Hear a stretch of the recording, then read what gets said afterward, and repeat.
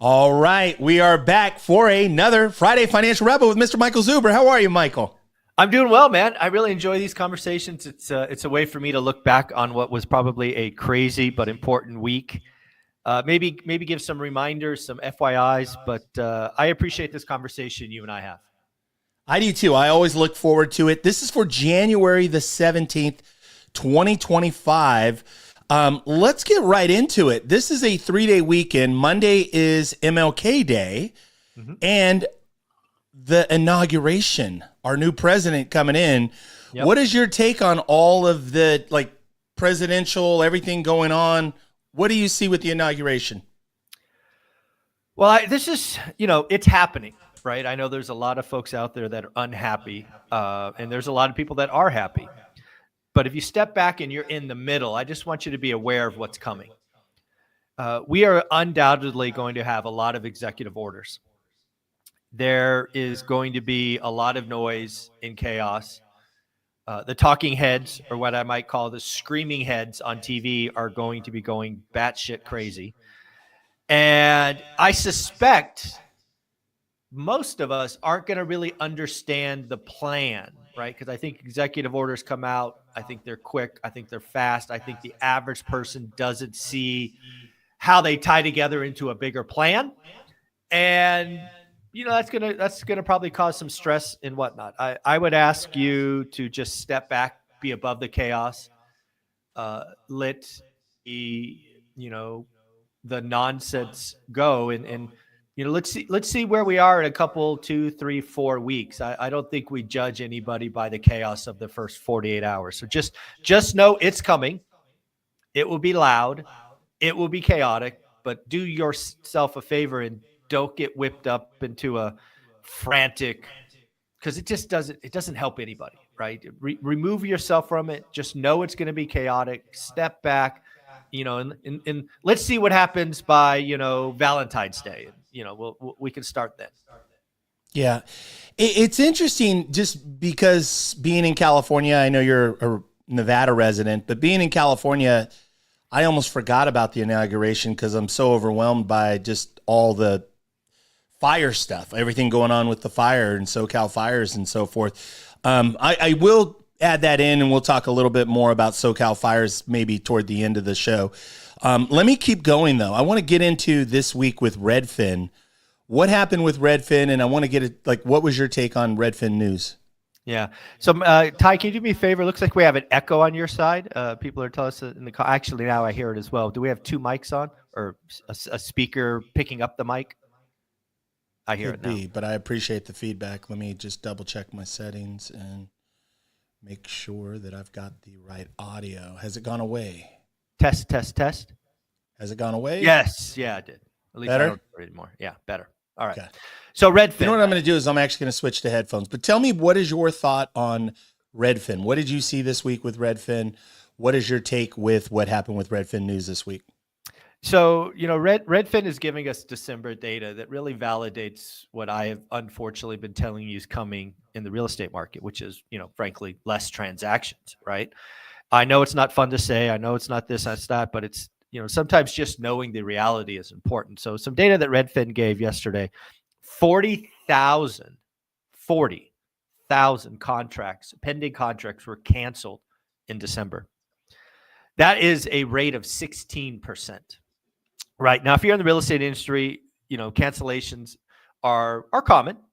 If you were to look at a traditional month, the normal is somewhere between 6 and 8%. So again, it's not unheard of.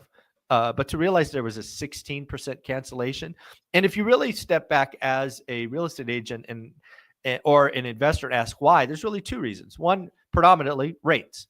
Rates have moved higher. Rates have made it unaffordable. Rates it's made people reconsider, home purchases and all of that.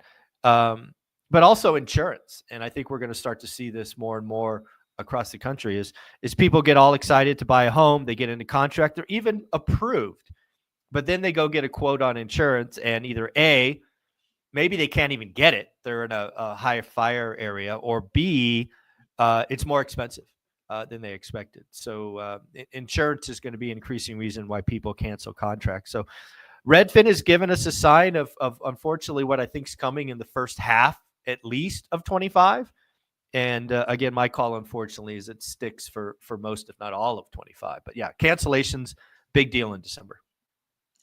Yeah, and to the cancellations, it's interesting that, if we look back even 8-10 weeks ago, the Fed cut rates on short-term money, but the 30-year mortgage and the 10-year Treasury has just been an elevator straight up. So yeah, not surprising news to me or to us, I think, for most of the regular viewers. Let's keep going, though. Let's talk about Fed speak, specifically Hammock versus Waller. Who are they? What happened?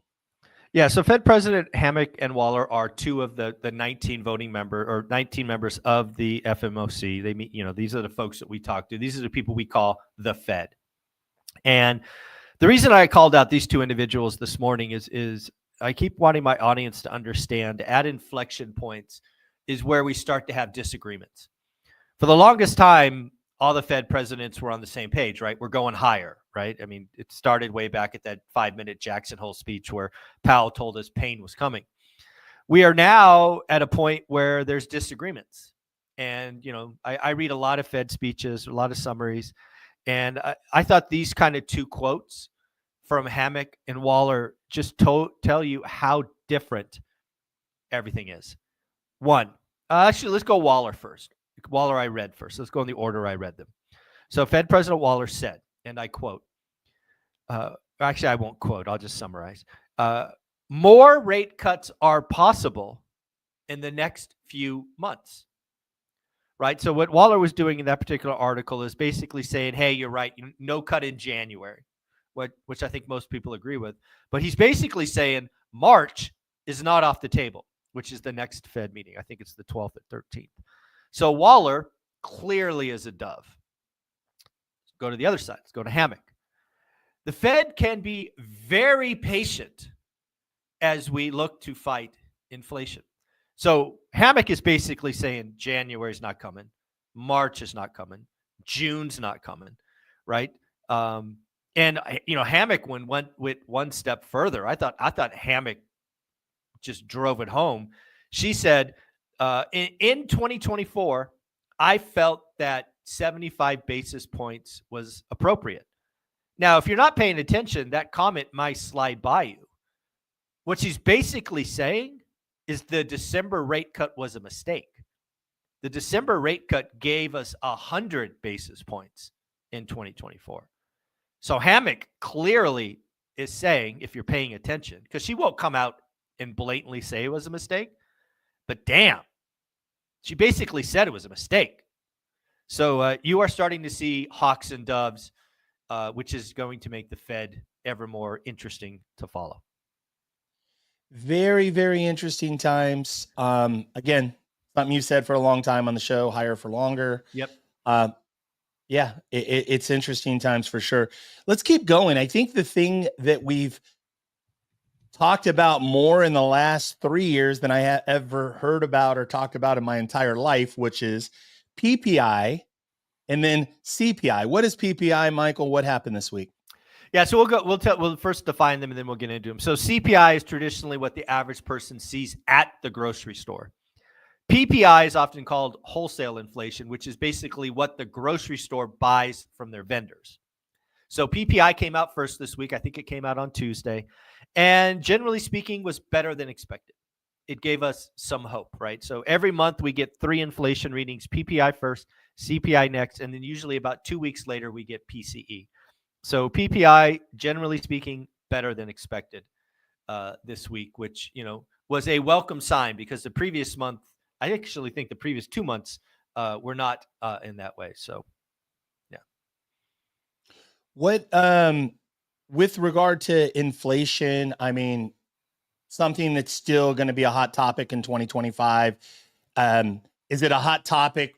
Like all of a sudden now, I feel like, the first, like say in the 2000s and the 90s, now it's like a mainstream headline. Do we see that in 2025 and going beyond? I think inflation is going to be very important the first 6 months I think a lot of what what I have read about Trump's policies, which again start Monday, out of the gate are, in my opinion, without question, in the short term, inflationary, and have the potential, if you combine all of them together, to be very inflationary. Now, that's not what I'm calling, because I think there's cross currents that kind of neutralize them. But if it goes the wrong way, it could be a problem. Now, again, I think the things that I see spoken about, if you step back and look long term, they're the right things to do for America, right? We will be in a better position, when you look back and you give it the time to make happen. However, sometimes when you take medicine, it doesn't taste very good. And I fear that the first 6 months, inflation could be top of mind. I really do. I mean, again, and part of this is because I've studied that 50-year spreadsheet, which we give away on our website for free, onerental@a-time.com. And man, and again, I've been very honest here. I have some PTSD from 1981, right? 1981, 1982. I was a young kid, but it was horrible, right? My old man was unemployed for 11 months. We were, damn near foreclosed. We packed up the house because we had to go move in with our grandparents. It was a shit year. And that, I guess that's my greatest fears. We have the second bout of inflation, and that causes, Powell, which may turn into Burns, right? Arthur Burns, if you guys don't know who he is, look him up. And then we've got to get a Paul Volcker, which just says, damn, their torpedoes were going higher, which creates at the time, the worst recession since the Great Depression. So I don't want that. So maybe I'm over-rotated to kind of looking at the tea leaves and only seeing that. I acknowledge that. But yeah, I have concern that inflation 2.0 comes back in early 25. Call it the first 6 months. So yeah, that's a great question. It's a fear I have and a fear I'll be watching, and I'll be talking about it on the daily shows 5 days a week. All right. I'm going to keep my seatbelt on. There you go. Let's keep going. You got my attention there. You got me a little nervous, man. I'm sweating now. Sorry. Yeah, bad. no, it's good though. Hey, you know what? You got to be able to see both sides. And I think even you said, even politically, even as you're talking about this, you got to be able to see the opportunities, but you also have to mitigate, right? You've got a plan for any potential risk, any potential downside. Yeah. So no, I think brilliant. I want to hear both sides for sure. I think the audience and listeners want to as well.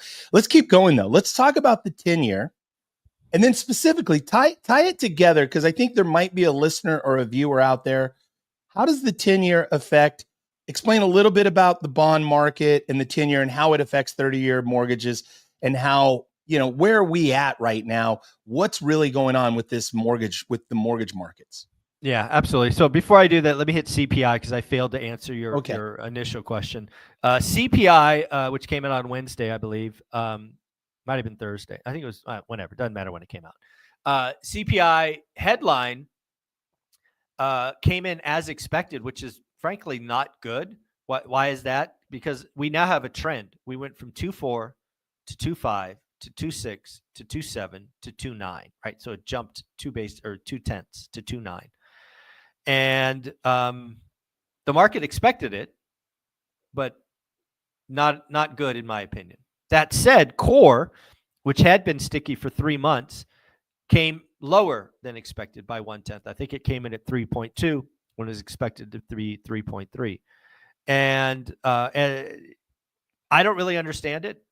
The market and the 10-year, which is where we're going now, had a very violent move on Wednesday. And good news, the violent move this time was down, right? We've seen plenty of violent moves up. Right. I talked to mortgage brokers on Wednesday, and in a single day, mortgage rates got an eighth better, right? 12 or 13 basis points, which we've seen plenty of moves up that way, but not down. Which I find very interesting, right? We now have a trend that inflation is more of a problem than not. We have core stuck between 3.1 and 3.3 for 7 months, but yet, people think it's getting better, at least based on the bond market reaction. I thought what was really interesting was Thursday's follow through, right? The move on Wednesday was so violent, with several standard deviations from the norm, that I thought there would be some give back, reversion on Thursday.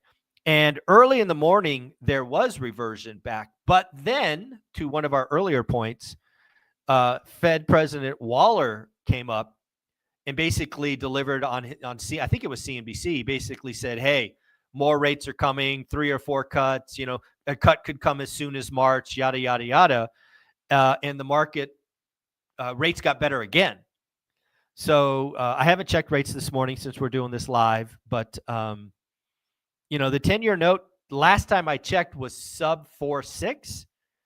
Earlier this week, it was over 4.75. Yeah. Right. So that's a pretty significant move to the downside. Now, to your question about rates, you could, generally speaking, watch the 10-year. Then what happens is you add a margin or spread on top of that. The spread, historically speaking, when you look back decades, is about 180 basis points. So you can take, 4.6 and add 1.8 to that to kind of get where mortgage rates are. Unfortunately, we are nowhere close to norm. During the pandemic, we got as high as 310 or 311 basis points. So add 3.11. Today, I think the spread's like 2.7-ish. Yeah. So long story short, rates are still above 7. I think they'll average above 7 for the year. But, inflation is trending the wrong direction, but inflation got better. And the last thing is, that Waller talking head, video was, in my opinion, really him at least, if not the Fed, but certainly him declaring victory, which kind of feels premature to me. But hey, he's a president. I'm just some guy on YouTube. So there it is. Very interesting. One of the headlines, just 2 cents to add to it, is that one of the headlines, I was shocked and kind of surprised, like seeing rates come down as much as they did this week. Yeah. And one of the headlines I read in one of the mortgage news articles was that it had to do with confidence in Trump's appointment of the Department of Treasury. Yeah, the Treasury Secretary was. Yeah, that could be. The appointment. So. Yeah. He's made some very good early calls.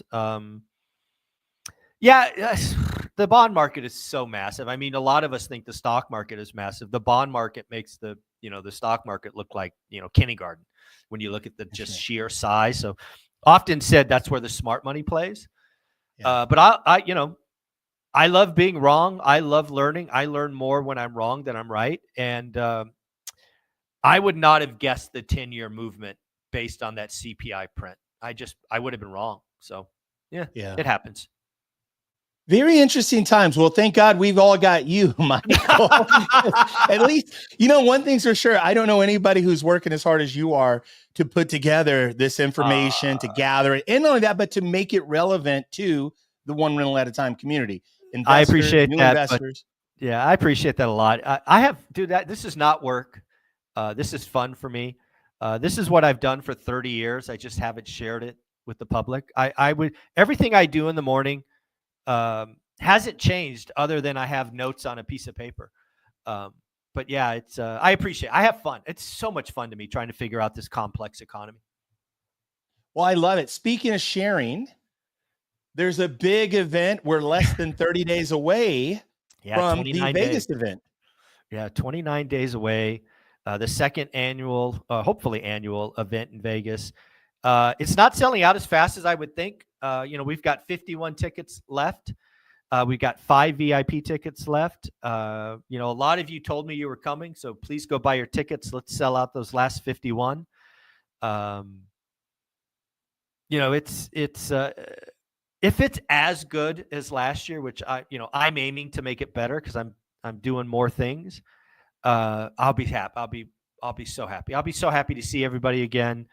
That event, I could hold on to the magic of that event for 6 months. The team that recorded it gave me a 60-second IG reel, which I share occasionally, which I always go back and look at. And, dude, I can't wait to do it again. I hope we sell out. I hope we sell the last 51 tickets. I love it. Folks, don't sleep on this. Get your ticket. We're less than a month away. Rooms, right? Booking up. I mean, it's, book it. Get yourself there. If you have any interest, buy your tickets this weekend. Get yourself there. Let me ask you, Michael, just a thought and a question. Like, school, what's going on with the school community? And then even just talk about like the Vegas event versus the school community. I know those are the two things I promote because I believe in them and what the best value, the things that you're doing that are extra where people can get involved. Talk about that. Yeah. So the school community is exceeding all of my wildest expectations. We're up to 369 members. It now has the mass where I no longer have to kind of poke at it, right? To kind of get the community going. There's 369 amazing people. I've done a great job, I think, of getting a community together of go-givers, right? We have 6 different masterminds and whatnot that go off each week. Shout out to the people that do those. The ladies of ORAT, Out of State Investing, and Frank and Jared, and so many more just awesome folks giving up time each and every week to help people. The community, the forums are active all the time. It's where people can go ask questions. We're getting new members joining that have no experience, some experience, a lot of experience. And the community is helping, everyone. It's a place where you can go and basically like kind of get a hug, right? The first 5 years suck and you get support and all of those things. So I truly believe that the school community will be what I'm known for most in a year or so, which is pretty cool. But I actually got asked the other day, and thanks for asking, because I brought this up on the Daily Financial News, I think yesterday or the day before. Somebody asked me, goes, basically says, hey, Michael, I don't got a lot of money. Should I come to Vegas or should I join school? And, that's a fair question, right? Maybe you're new to the community. You don't know me yet. Maybe you read the book. Maybe you didn't. And, if I was sitting back, Mike Zuber, 31, before he got started, I got to tell you, I would go the cheaper route. And the cheaper route is spend $20, join school. If you really want to go hog wild, you join school and you join the virtual event for $99, right? So for $119, you kind of get everything. And then, hey, if you don't like it, you cancel your $20 and, you figured me out for 30 days and you don't like it, it happens. I understand that Vegas is an expense. I mean, when you think about it, right, if you're flying in, getting hotels, it's probably a $2,000 weekend, maybe $1,500 if you're close. And that's just not feasible for a lot of people. So while I think the Vegas event will be amazing and a great celebration and, meeting family, and there's nothing like in person, I'm not confused. If I'm Mike Zuber, 31, I'm not going, right? And I'm telling you that as the guy hosting the event, right? Who's right now, in the hole a little bit. But it's just the right thing to do, right? If I was sitting here, I maybe watched this channel for a couple of months or read the book, I would just spend $20, join school. It's not a year-long commitment. If you don't like it, don't get value, cancel. No skin off my nose. And then join the virtual event. The virtual event, right at this point, I just created it. It's got 18 people signed up for. It should probably alone have 50 or 100 people sign up. My Zoom account goes to 1,000. So, there's plenty of people that could join. I have no thoughts that will be that big, but that's that's what I pay for. So that's how big it can go. And then the last thing I do is I try to always exceed expectations. So if you're coming to the event or you join the virtual event, you're going to get a replay. Probably it'll take my team 3 weeks to put it all together and slice and dice it so I can load it, but you're going to get the replay. So, it's if I had to choose, school's the cheaper route. And by the way, you get thousands in education. You've got a creative finance, and Jason Pritchard's got stuff there. I got a 10-week boot camp there. I don't even think it's close. You join school if money's a concern. Very well said. And again, I would say, folks, if you can get yourself to Vegas, get yourself there. Unlike any other conference, if you're someone that goes to one or two of these conferences a year where you're investing in education, be in this room. This is the room. If you're vibing with what Michael teaches, the one rental at a time community, get yourself there. Even too, if you're like one of those, like if you're maybe where you take a weekend and you go on a vacation once a quarter, something like that, once a year, you do a weekend getaway, invest the time and be in the room. And I love it, Michael, what you said. It's so well said, is that if your dollars are tight and you're in this struggle right now, it makes sense. Sign up for school, buy the virtual. But either way, if you're committed and you're looking to buy your next rental or your first rental, get yourself involved with the community. Michael. Yes. Yeah. One more thing about the virtual or the event in Vegas. Something I should have done since day one. Shame on me, right? Lesson learned. I'd love to get some kids there, right? Teenagers, right? So if you have bought a ticket, general admission or VIP, and you have a teenager that will be well behaved, let's be very clear. I'm going to hold the parents responsible for their behavior. If you can get them there, I'll let them in for free. I will just match their ticket will match the parents. If you're in VIP, so are they. If you're in general admission, so are they. So if you have a teenager, let me know, because I got to make sure there's enough chairs and food and all of that. If I do a year 3, I will do this day 1 because I'd love to get 25 kids there next year if I do it again. But yeah, there's 10 spots. I think 2. Somebody's already reached out to me. I know 2 kids are coming, 1 teenager and one I think 8 or 9. But yeah, dude, I don't care the age as long as the parents assume responsibility for their behavior and they remove them if they're a problem. There will be plenty of space. Just so you know, I'm renting the entire blind center. There's actually, you guys probably didn't see it. There's a whole rec room, right? Pool tables and I think there's pinball machines and bowling and all kinds of stuff. Wow. Yeah, I rent the whole facility, even though you can rent part of it. I want to give back. I want to make the biggest donation I can to the blind center, visually impaired, and I don't want anybody else messing with our vibe. So yeah, I rent the whole space for the weekend. That's awesome, Michael. That's awesome that, hey, folks, look, you come live. You've got a teenager. You want to teach them financial literacy. You want to teach them about one rental at a time. You want to become millionaires? Say it again. You want to be around a bunch of millionaires? Yeah. You want to be around a bunch of millionaires, a bunch of doers, a bunch of go-getters, a bunch of go-givers also, right? Because that's a real core thing. That's a real core part of this community. Michael, thank you for all that you do. Peace. Talk next week. By the way, what's with the sweater? The sweater. Tell me. Wait. What are you going to a fashion shoot or are you?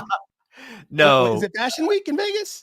No, it's not Fashion Week. So if you watch my channel, I'm going on a health journey for 2025. And one of the things that I'm doing a lot more of is just simply walking. So since I don't have a lot of interviews Friday and Saturday, one thing that I will do right after this video is I'll get in my car and drive to the Vegas Strip.